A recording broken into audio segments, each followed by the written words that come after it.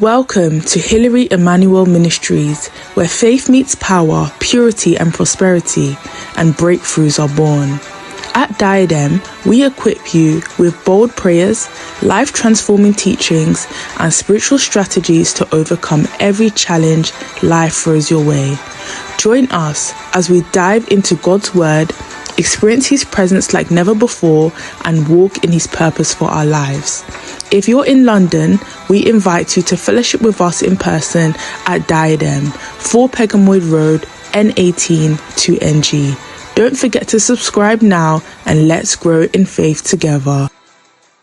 Brethren, today we are going to pray some kind of warfare prayer. We are going to pray some defensive prayer. We are going to pray also offensive prayers. And I want you to have understanding of what we are talking about, because this is one area that enemies are targeting. One area the enemies want to achieve, because the moment they achieve this, the battle is over. The battle is over. They will just leave the person alone and move to the next person. The moment they achieve this. So I want you to have understanding, because we are in a battle. We are in a war. Nobody can deny that.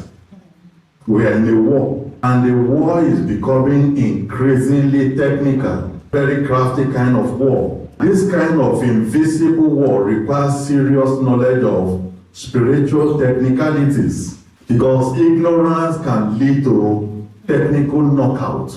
And that's what we are talking about here today. Avoiding technical knockout in spiritual battles. We have possibly watched boxing before, and you see when boxers fight. You see when they fight, there are some specific places they are targeting. Why are they targeting those places? Because they know if they succeed, if they get those places they are targeting, that the battle might be over from there. They target the jaw, they target the head, they target the neck area where there is an arterial vein that they can hit. They target the ribs. They target all those kind of places where if they get you properly, no matter how strong you are, you will go down. Sometimes, brethren, some people don't recover from such knockout. It's very deadly, and it's even worse in spiritual warfare. In spiritual warfare, enemies can give somebody technical knockout. You also can give your enemy technical knockout. It's both ways. Both ways. Remember, it's a fight. Remember, it's a battle. Hit me, I hit you. Look at the way the Bible puts it. In Ephesians chapter 6. Ephesians chapter 6, in verse 10. It says, finally, my brethren, why? He has been saying a lot of things to the people of Ephesus. And he got to this point, he said, let me conclude it with this. He said, finally, let me tell you some things. He said, finally, my brethren, be strong in the Lord. And that's the whole summary of what we are going to talk about here today. Sometimes we get to a point in life, especially in spiritual battles, where we become tired, where we become discouraged, where we possibly even become angry. You can't be like that in a ring, in a boxing ring. You can't get to the boxing ring and get discouraged there. You can't get to the boxing ring and become frustrated there and angry and all those things and now begin to give up there. That could lead to a deadly knockout. Because the moment the enemies understand that, they will target to finish the person up.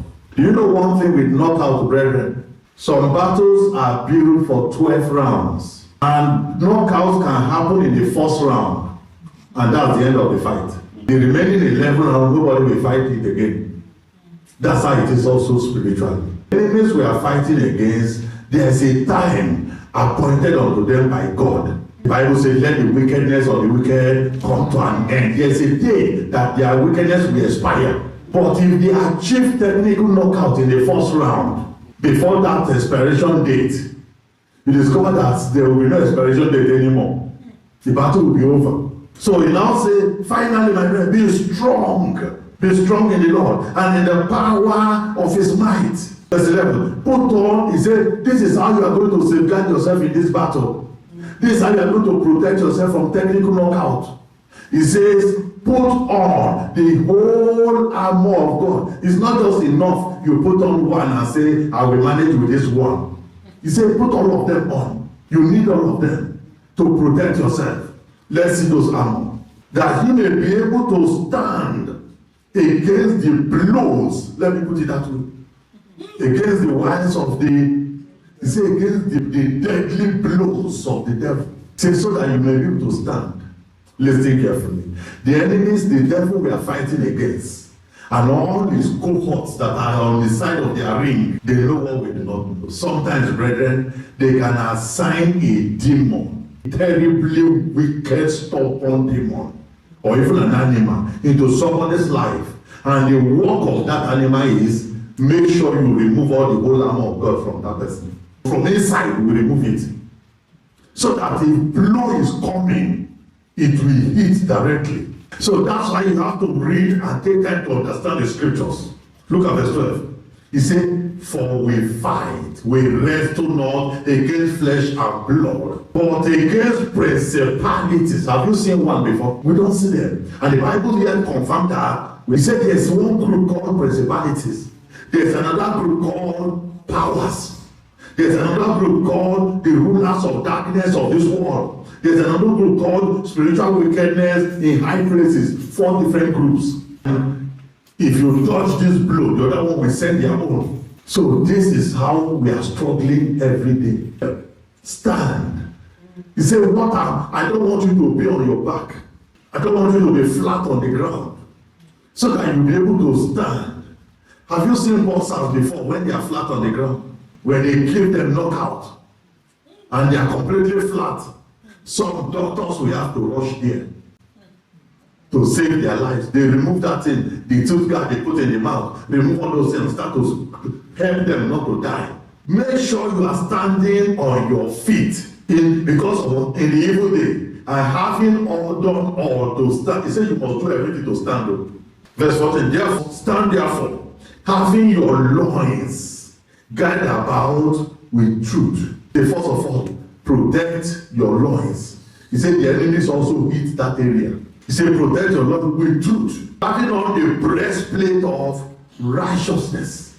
Make sure you cover your chest area with righteousness. And your feet shod with the preparation of the gospel of peace. Protect your legs also with the gospel, preaching the gospel. Above all, say the one that is more important, shield. So that as the blow is coming from left and right, you will be blocking them. Let them not land on you. Are you following me? So that the blow, your body doesn't receive the impact. He says shield is extremely important to block them. And it's faith.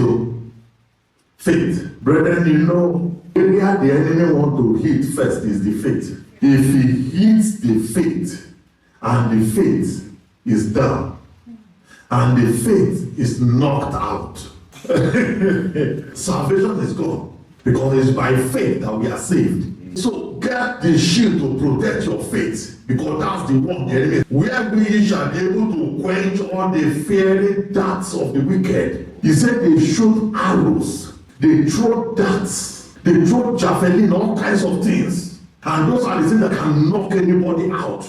He said you need faith, shield to protect yourself.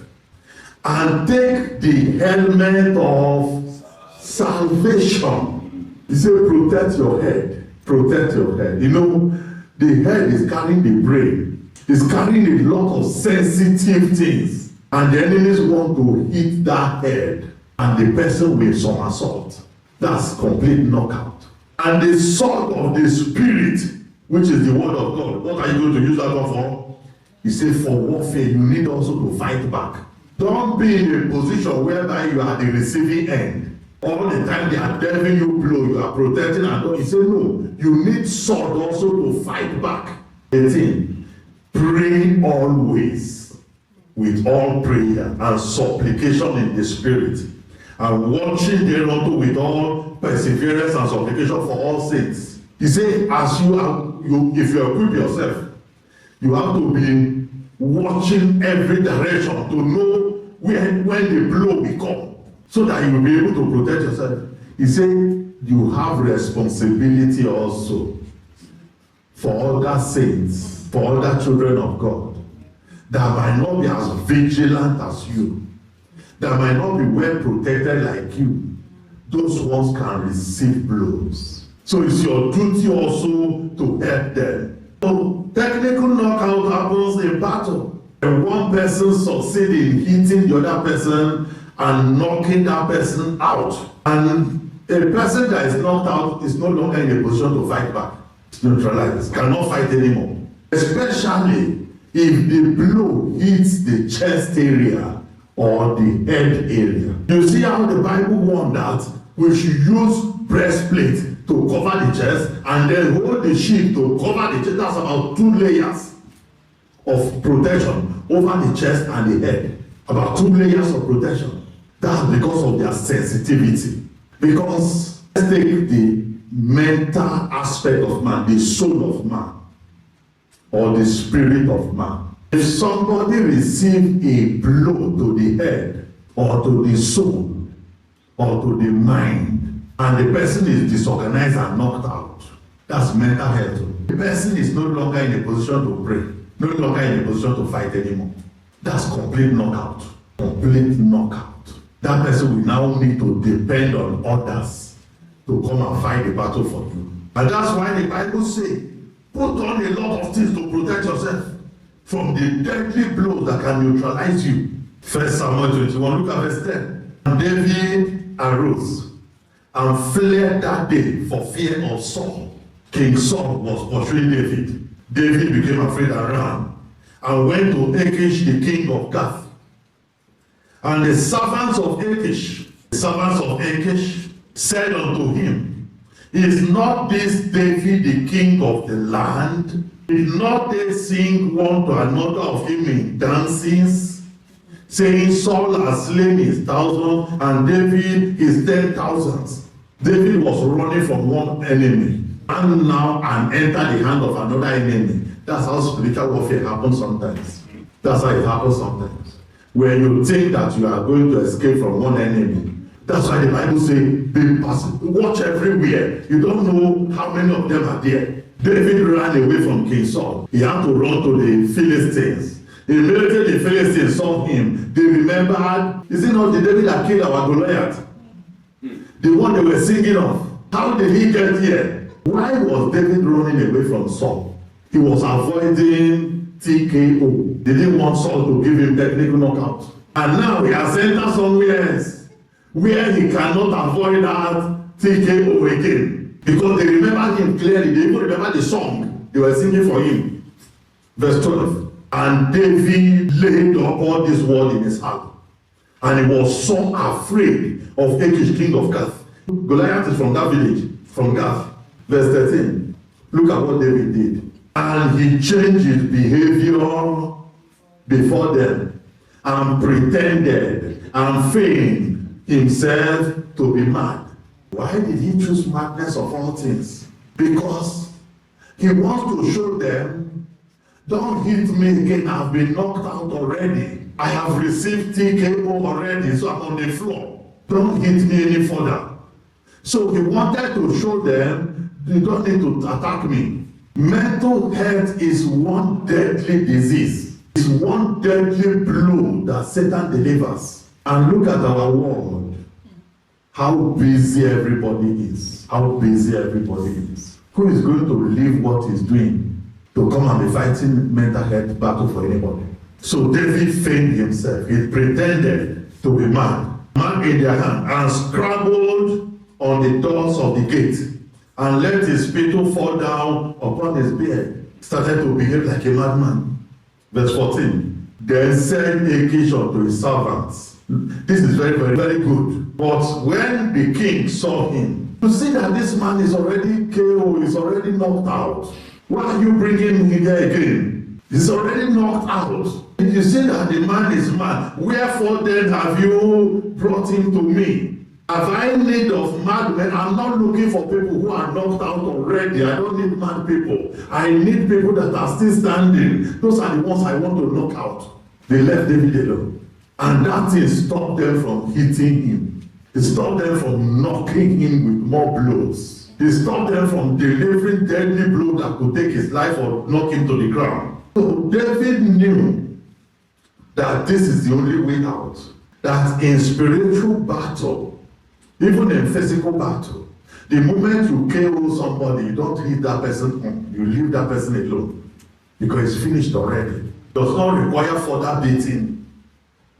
Jeremiah 51, look at verse 34. Jeremiah 51 verse 34. Nebuchadnezzar, king of Babylon, has devoured me. Field is ready with my delicates. He has cast me out. Now, this kind of description, do you think anything is left in this kind of person? Nothing is left. This complete knockout. Complete knockout. And the person talking here is talking out of helplessness. Out of helplessness. And why am I telling you all these things, brethren? Because it's your battle. You have battle in life to fight. And you must be on your feet to fight that battle. You can't be flat on the ground and fight any battle. You must be on your feet to be able to fight it. Do not deceive yourself.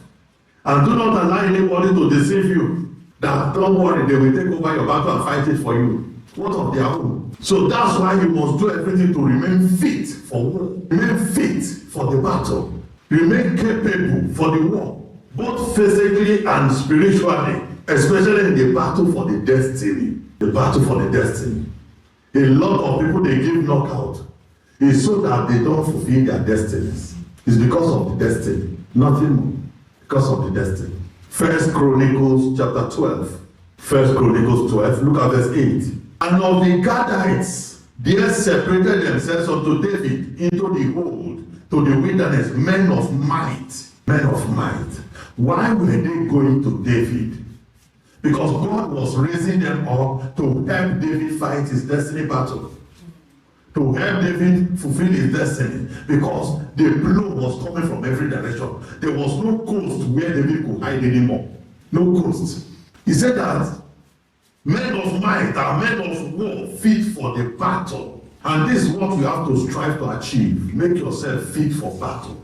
Make yourself fit for war. He said that could handle shield and buckler, whose faces were like the face of lions, and we are swift as the roes upon the mountains.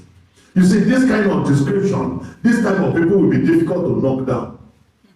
Because they themselves, they are terror in battle. So you can see that you must do everything to remain fit. And you must have this kind of spiritual agility if you are going to avoid spiritual knockout. Because the Bible says they will have swift as roes upon the mountains.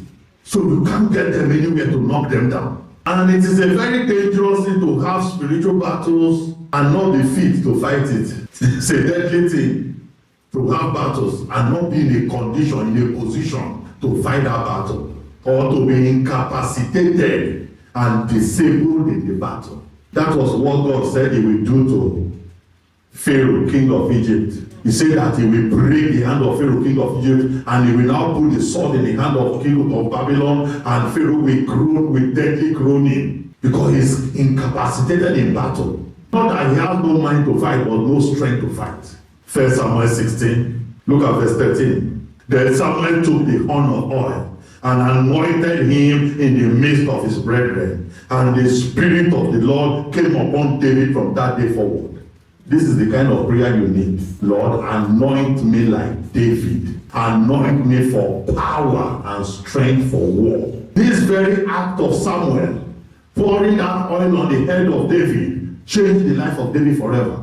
And that's why you see David cannot be knocked down. It's because of the anointing. It's because of the Spirit of God that entered inside him. I told you, brethren, the Spirit inside you matters a lot. The Spirit inside you matters a lot. If it is the enemy spirit that is inside, that enemy spirit will be working for you to be knocked down. If it is the Spirit of God, that Spirit of God will be upholding you in every battle and protecting you. Now let's look at what happened here. Parted from Saul, and an evil spirit from the Lord entered him, troubled him. Do you see now?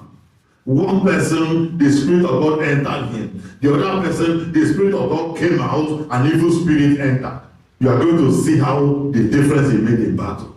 Do you know that David and his men, sometimes just 400 or 600 of them, they will go to battle, face a whole nation, and they will defeat all the nation because of what? The Spirit of God inside them. In Saul, with his all, the whole army of the nation, the whole army of Israel, they will go to battle, and because of the spirit of the devil inside him, all of them will be fidgeting and be running back. The kind of spirit inside you can expose you for TKO. When you are trying to protect yourself from blows, that is the spirit that will expose you, and the blow will catch the person. It's the spirit inside. Now look at what happened. Verse 15. Saul's servant said unto him, behold now, an evil spirit from God troubled me. Even the servant, they noticed, the servant said, this is a very dangerous time. You can't continue like this because you can be knocked down any time. Let our Lord now command thy servants which are before thee to seek out a man who is a cunning player on an harp. And it shall come to pass, when the evil spirit from God is upon thee, that he shall play with his hand, and thou shalt be well. So they were able to provide a solution. He said, let's get somebody that can play harp, and let that harp begin to do some things. That the harp will put that spirit of the devil to sleep. We begin to weaken that spirit. Then answered one of the servants and said, a Bethlehem Hamite that is cunning in playing, and a mighty valiant man, and a man of war, and prudent in matters, and a comely person, and the Lord is with him. Do you see the qualifications? Do you see the qualifications? And the Lord is with him. Verse 19. Wherefore Saul sent message, send me David thy son, which is with the sheep. And Jesse took an ass laden with bread, and a bottle of wine, and a kid, and sent them by David his son unto Saul. 21. And David came to Saul and stood before him, and he loved him, and became his armor bearer. And Saul said to Jesse, saying, David, I pray thee, stand before me, for he has found favor in my sight. And it came to pass, when the evil spirit from God was upon Saul, that David took and played with his hand. So Saul was refreshed and was well, and the evil spirit departed from him. He could play that music and the demon will go out. The demon will leave him alone. So, which means now he has to be managed by that harp. The condition must be managed by that harp. And what happens if the harp is not there and that spirit comes upon him and there's war and there's battle? This is what I'm talking about. This is what I'm talking about. I plead with you, go back to those prayers we have prayed. We've prayed a lot of deliverance prayers here. There's one particular prayer, ridding yourself of unwanted spirits. Go and pray that prayer very well. Every spirit that is not the spirit of God, drive them out. There's one other one. I can't remember that topic now. Where with spirits that are old, spirits that have been with us for too long, that are expired, that we don't need anymore. And we beg for brand new spirit that will meet the need of today. So that kind of prayer, go and look for them and pray it. The reason is so that you keep yourself free from enemies inside. Imagine King Saul now with this kind of spirit going into battle. So Saul was able to receive help. Someone to help him fight the battles, both physically and spiritually. David was going to war. And how I wished he allowed this arrangement to remain in place. He will not. Why? Because the spirit will drive the person away so that they can achieve their goal. Is it not the spirit that will come upon him and make him to drive David away so that they can finish their job? Look at what happened. 1 Samuel 19. 1 Samuel 19. Look at verse 8. And there was war again. You know what? We never finish. There was war again. And David went out and fought with the Philistines and slew them with a great slaughter, and they fled from. So physically, Saul can sit at home. All the battle he was supposed to fight as the king, David will take care of them in his hand. And David did what? Was helping, playing for him with his. But he slipped away out of Saul's presence, and he smote the javelin into the wall. And David fled and escaped that night. Who do you think is behind all these things? It's the spirit, the evil spirit. You want to come and spoil the work I come here to do. You want to come and stop me from giving this man TKO. So he now decided to use his hand to drive away David. Verse 11. Saul also sent messengers unto David's house to watch him and to slay him in the morning. And Michal, David's wife, told him, saying, if thou not save not thy life tonight, tomorrow thou shalt be slain. Verse 18. He fled and escaped. I told him all that Saul has done to him. And he and Samuel went and dwelt in Naioth.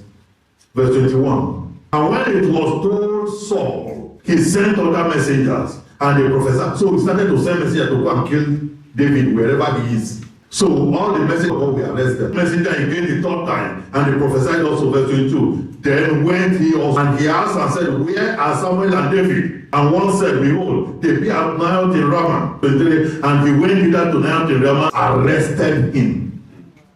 The Spirit of God was upon him, and he went on and prophesied until he came to Naioth in Ramah, and he stripped off all his garments, all his clothes. So you now see trouble. Evil spirit from God is upon him. Another spirit from God again joined, and together now they naked him. Now, this kind of person in this condition, is he in any position to fight again? This is what we call spiritual, even physical, technical knockout. He has been disabled he's not fit to go into any battle. He's not fit.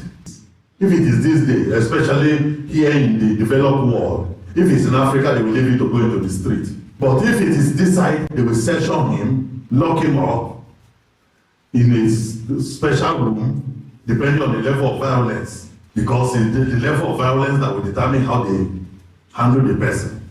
I remember when I was working in mental health hospital, Reading. That place is terrible. There was one they brought, it's a teenager, but the kind of strength and energy, I don't know where he got it from. And about 5, 6, 7 men cannot rescue him to the ground. They have to just manage and push him into a room, and that room, no bed, nothing, just bare room, so that he will not find anything to hurt himself. Then we now begin to plan how to give him injection. So that kind of person, is it a person that will come for night vigil to come and pray, do my destiny? So the destiny has been knocked out already. That's what we call TKO is gone. It's gone. And that might be the end forever. Destiny gone. So he lay there naked. Look at the Bible. He laid his strip off his clothes also and prophesied before someone in like manner and lay down naked all that day and all that night. Now, David was the only person in the whole of Israel that was managing him. He has not chased David away. Yes, his enemies have not gone. He has battles to fight. And you can see that his case was compounded because of the spirit inside him. He was already under some spiritual technical knockout. He no longer fight battles. David was the one fighting the battles. And now, David was gone. And the enemies will come. 1 Samuel 31. 1 Samuel 31. Look at verse 1. Now, the Philistines fought against Israel. The enemies are watching. That's why Ephesians was telling us, he said, be vigilant, be watching every day. You don't know where they're going to come from. So the Philistines watched and they discovered that David was gone. David was gone. The men of Israel fled. They ran away. They ran away. They couldn't stand. And fell down slain in Mount Gibeah. Verse 2. And the Philistines, take note now. And the Philistines followed, they pursued desperately upon, is the one they are looking for. Is the one they are looking for. Is the destiny they want. So they left the others alone. They pursued only him and his sons. In mental health, you can't. What kind of fight is he fighting there? What kind of fight? And the archers. Do you know what the bishop was telling us? He said we should take the shield against the darts, the very darts that they threw. The archers. They watched him and they hit him. The Bible said they hit him. And he was so wounded of the archers, he was knocked out. Verse 5. And when it does collect national knockout, blow, and he caught the king by the head, and the rest followed. Verse 7. When the men of Israel that were on the other side of the valley and that were on the other side Jordan, when they saw that the men of Israel fled, they saw that they fled, and that Saul and his son were dead. They forsook the cities. And they fled, they ran away from their cities. And the Philistines came and dwelt there. They took over their cities. This is what the enemies have been looking for long. If David was still there, this will never happen. Never. It came to pass on the morrow, when the Philistines came to strip the slain, that they found Saul and his son, 3 sons, fallen in Mount Gibeon, and they cut off his head. So this one, they did not even, just because David cut off the head of their own person, they cut off the head of this one too. And they stripped off his armor and sent it to the land of the Philistines round about to publish it in the house of their idols. So they declared a day of testimony in all their shrines. And they put his armor in the house of Ashtaroth. And they fastened his body to the wall of Persia. That's another idol. They carry the head to another shrine, carry the body to another shrine, carry the armor to another different shrine of the Philistines. So, brethren, we are going to pray today. We are going to pray. And the question is, what if we have been knocked out? What if the enemies have delivered TKO and we are just crawling and managing? Is there any hope? 2 Corinthians chapter 4, look at verse 8. We are troubled on every side, yet not distressed. We are perplexed, but not in despair. Persecuted, but not forsaken. We are cast down, but not destroyed. So even if the blow has cast us down, they have delivered the TK1 and they cut us, and we are flat on the ground, say we are not destroyed. The Lord will lift us up. The Lord will give us new strength. And we shall go into the new moon full of strength. We shall go into the new month, a new man, a new woman, full of power and anointing. And we shall be valiant like David. The Lord will do it for us today. Let's close our eyes and begin to talk to the Lord. Let's begin to talk to the Lord and say, my God and my Father, everything that I did, every sin that I sinned. Thank you for watching. If this message blessed you, don't forget to like, share and subscribe to join our growing community of faith. You've just listened to the sermon, but there are powerful prayers that follow. Due to social media rules and guidelines, the prayers have been removed from this video. However, you can access the full prayers and more life-changing resources by visiting www.pastorhillary.org or downloading our app, Diadem Media. If you're in the London area, we'd love to have you fellowship with us in person at 4 Pegamoid Road, N18 2NG.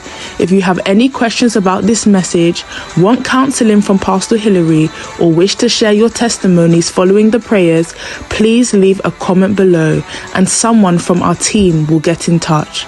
Until next time, may God bless you abundantly and guide you in all your ways. Stay victorious.